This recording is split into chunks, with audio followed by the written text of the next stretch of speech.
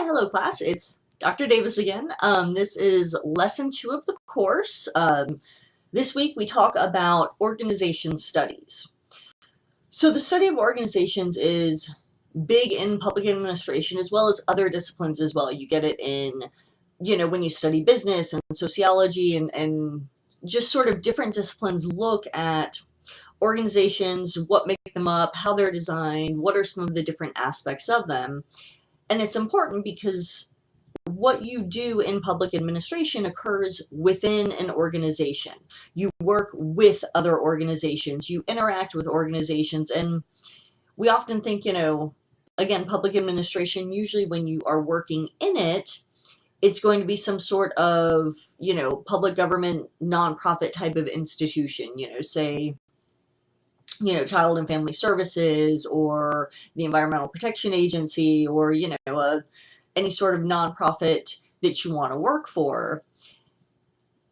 And it can seem a little bit abstract, but if you think about it right now, SFA is a public organization. So you as a student are part of this public organization. If you are a member of a church, your church is a type of organization. All these different forms, they have different aspects that make them function differently in different environments. And so our focus in this course is, of course, on public organizations, and we do have some, nonprofit stuff in there. And so in this lesson, we'll look at kind of different components of how organizations have been studied in the public sector, focusing on some of the different theories of organization, and then we look a bit at organization culture. Some of these theories will apply to other forms of organization. Most of our examples, I try to use public or nonprofit, but they could apply to the private sector as well. Just because a lot of the base theories of organization studies does flow across different areas. And so you might have come across some of this in other courses you've taken, or this may be your first introduction to organization studies. So that's what we're doing in this lesson. And so if we follow through the lesson, okay, so I begin by looking at classical organization, classical management concepts. With the public sector, this really started to be examined, as it says in the lesson, during the early part of the 20th century. One of the big concepts, and it's been around for a long time, so some of it might seem a little common sense, but when we first started to study organizations, the idea of bureaucracy came about. Now, a lot of people think of it, the negative term, like, oh, too much bureaucracy, but in addition to being just a concept, it's also a form of organization. Now, Max Weber was a German sociologist who studied, these types of organizations, and he wrote about bureaucracy.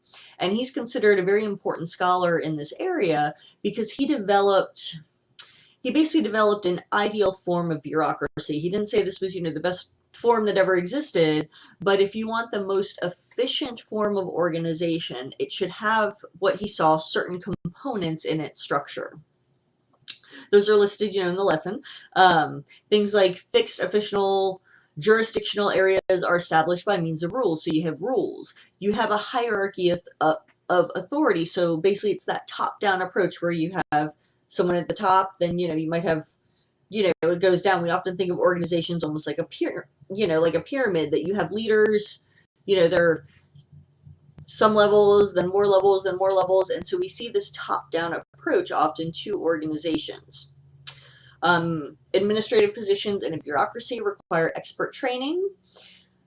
The idea here is that Weber was very big on people who work for an organization should have specialized knowledge. They should know basically what they're doing and be qualified for those positions. It shouldn't be based on who you know, who you're related to, how many votes you got for somebody.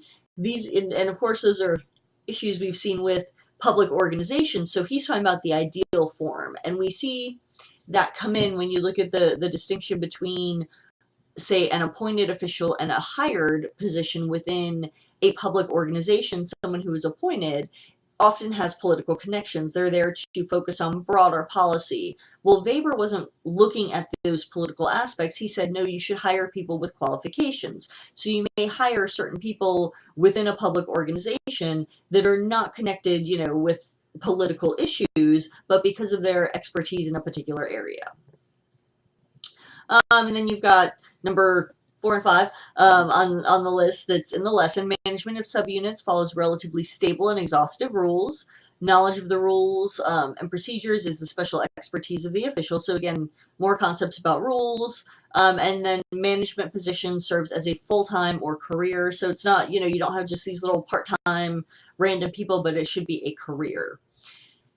Now, again, these concepts of bureaucracy may seem pretty basic at this point, but putting them all together to say, okay, this is what we should have when we design an organization really helps spur kind of the growth of a lot of different systems. And so in both the public and private sector. And so the next concept on the slide is scientific management. This helped turn sort of these bureaucracies, these forms, into, what we saw as kind of the factory type work. And not just factories, but that sort of very designed management issue. So you've got the organization of a bureaucracy, its structure and design, and then how you run it, how you manage it. We often see the inclusion of scientific management, or in the past, it has changed. Again, these are, kind of the building block theories. And scientific management was developed largely by Frederick Taylor. There's, clips and things like that to read in the lesson, but he basically conducted these different time and motion studies to determine the one best way to accomplish a task. He thought that everything could be accomplished in some perfect, ideal way. You just had to study it and figure it out.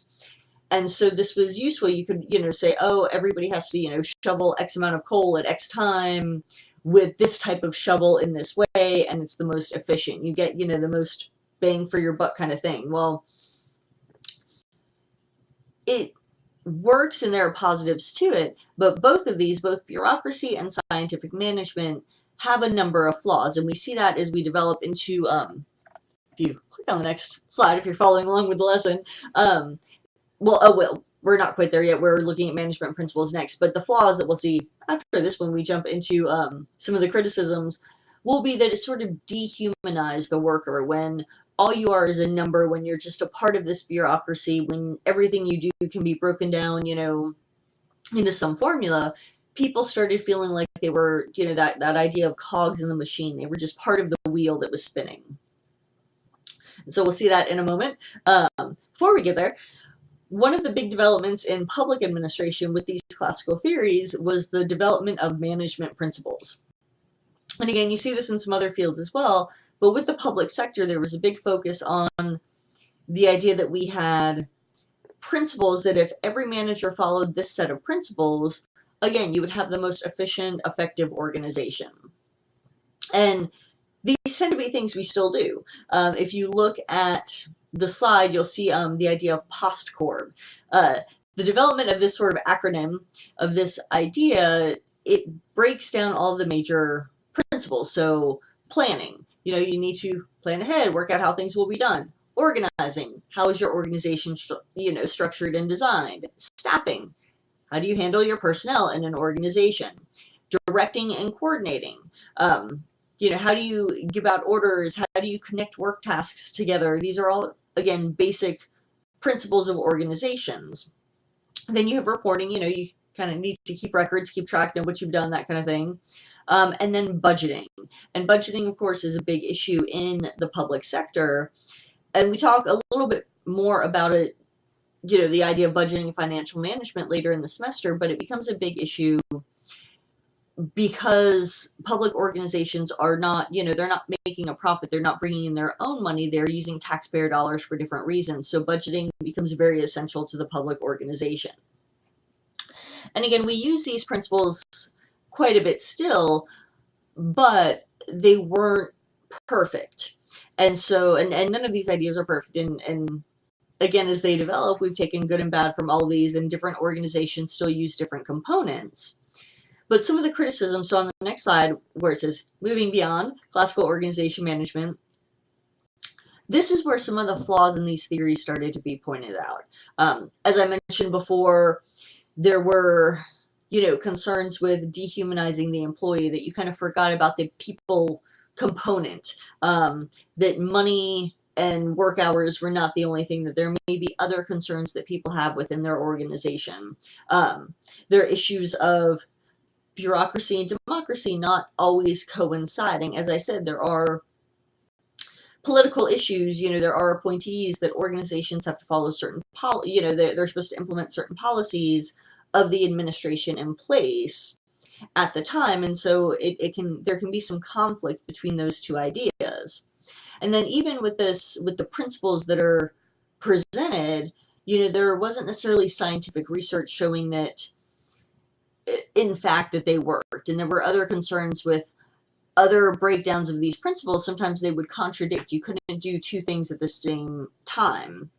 There's an idea of span of control where it shouldn't be too wide. You need to be able to, basically have some control over the number of employees. Well, if you have this perfect top-down model, it gets to the point where all of a sudden you have a really wide, span of employees, and so it kind of becomes difficult to bring some of these principles together.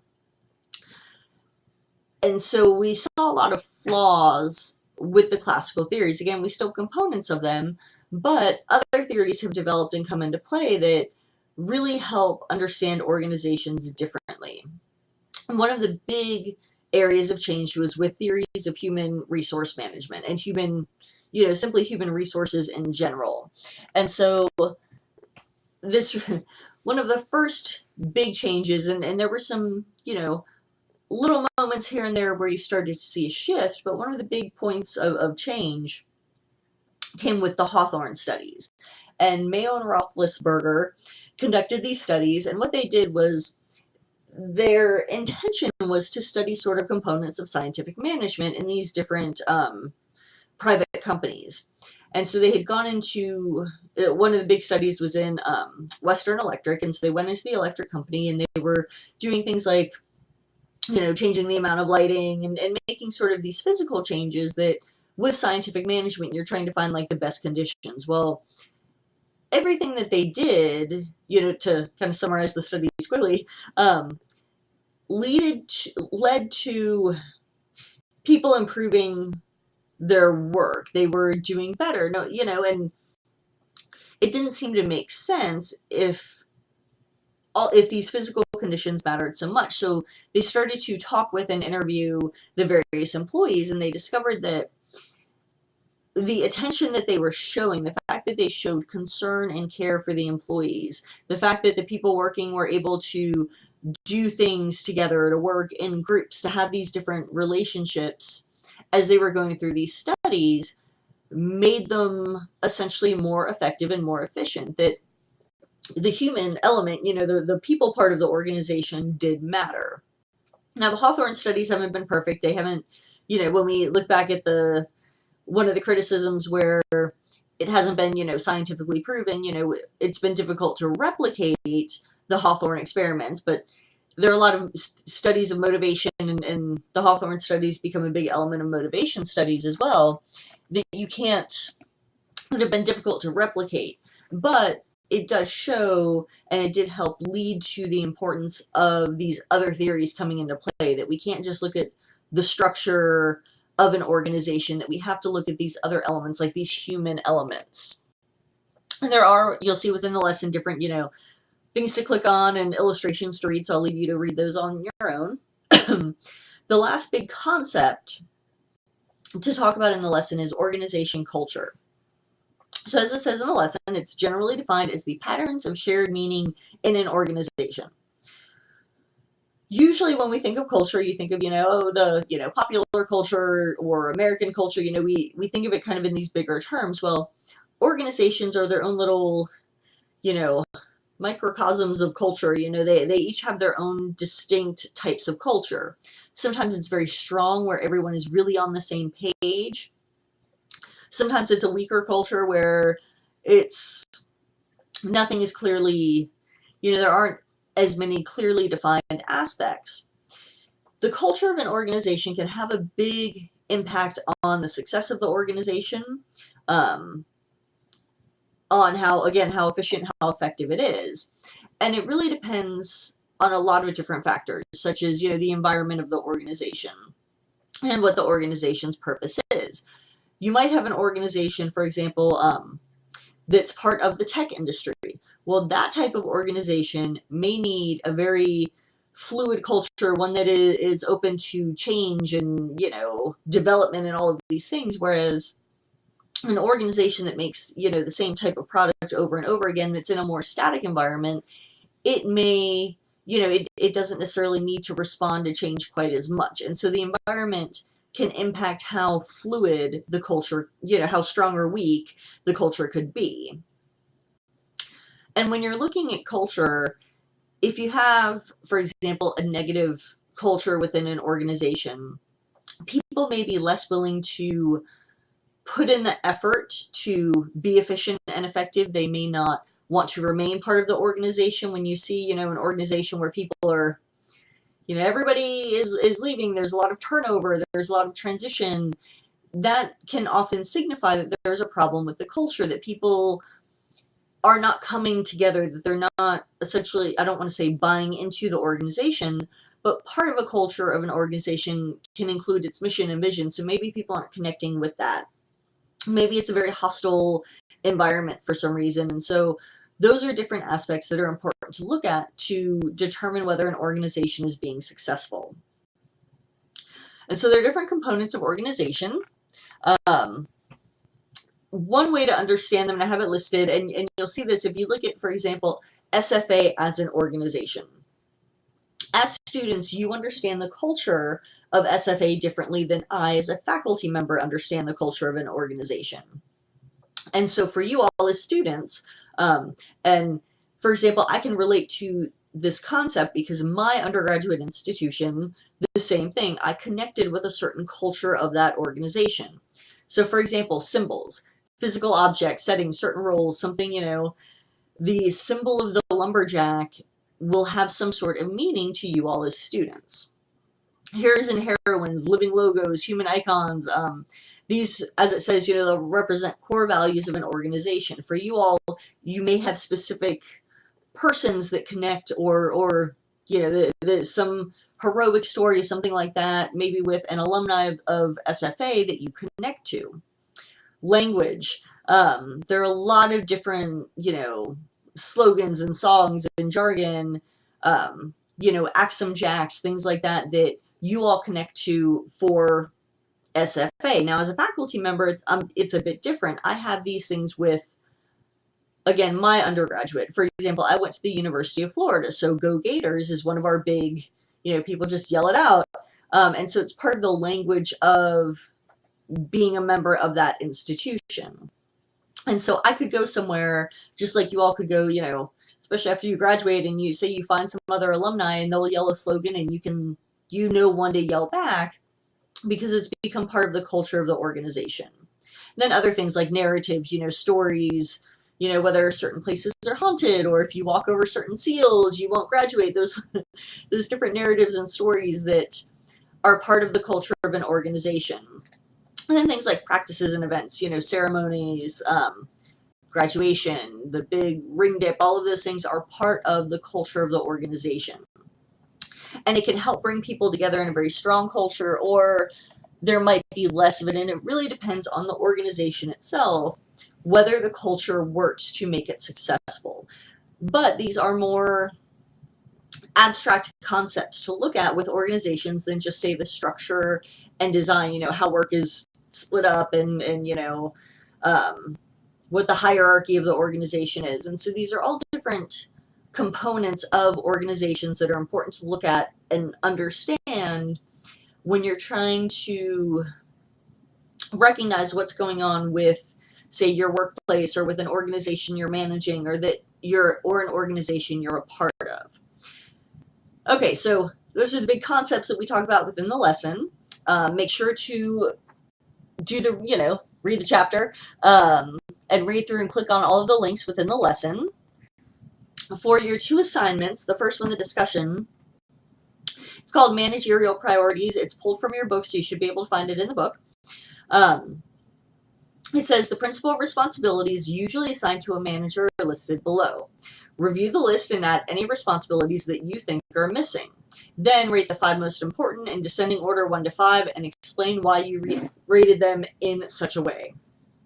So you're kind of looking at the core tasks, the core responsibilities, even that may connect to, that idea of principles and designing of work that, that a manager should have. Some of these are more structured, as it says, plan the work, maintain quality standards, but other things may be a little bit more abstract, getting into some of those like motivation type things, like provide incentives. So what do you think are more essential tasks for a manager to have within that organization? Remember to reply to a colleague. And then you have a short answer question. It's a case scenario. It's about a medical school. It's titled Southern Medical School. And so read through it and then respond to the questions. How did the structure and culture of the medical school and the Division of Plastic Surgery contribute to the situation and Dr. Smith's behavior? What changes are needed?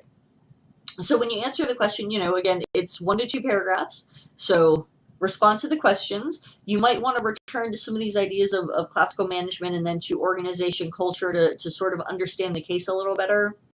Looking at some of the different components and try to apply them. Okay, that is what I have for this week. Let me make sure. Yep, that's it. Again, go through the materials, respond to the assignments. It's chapter 2 for the reading. And if you have any questions, just let me know and enjoy the week.